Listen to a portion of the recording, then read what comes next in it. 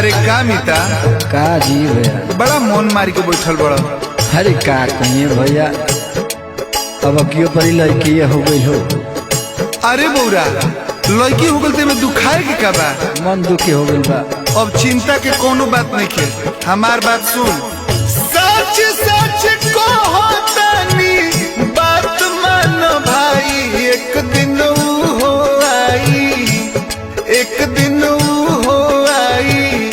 लड़किन के तिलक लोग चढ़ाई, एक दिन हो आई। लड़किन के तिलक लोग चढ़ाई, एक दिन हो आई। अतने ना अभी आगे आगे देखत जाए का भाव बा।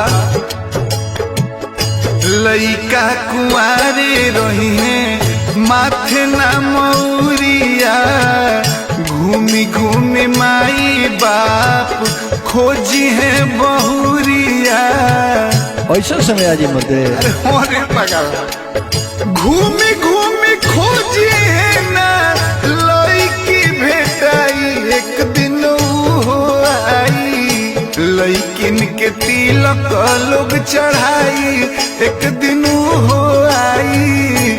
लड़किन के तिलक लोग चढ़ाई, एक दिन हो आई। सच में ऐसा समय आई का हो।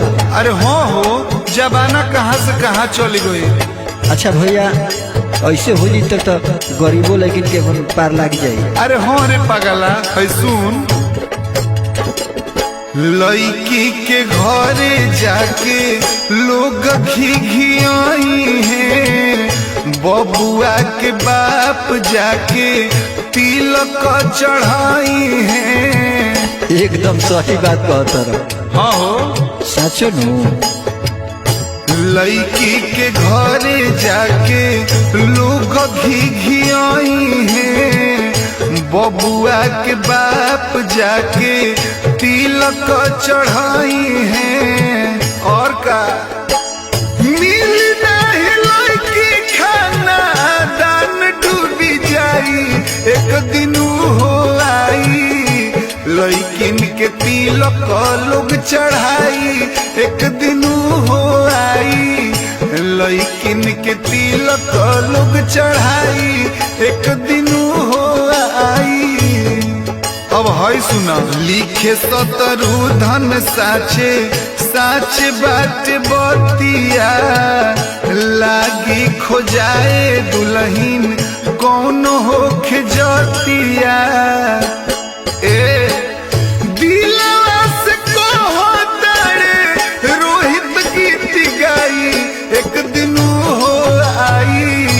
लड़किन के तिलक लोग चढ़ाई, एक दिन हो आई। लड़किन के तिलक लोग चढ़ाई, एक दिन हो आई। लड़किन के तिलक लोग चढ़ाई, एक दिन हो आई।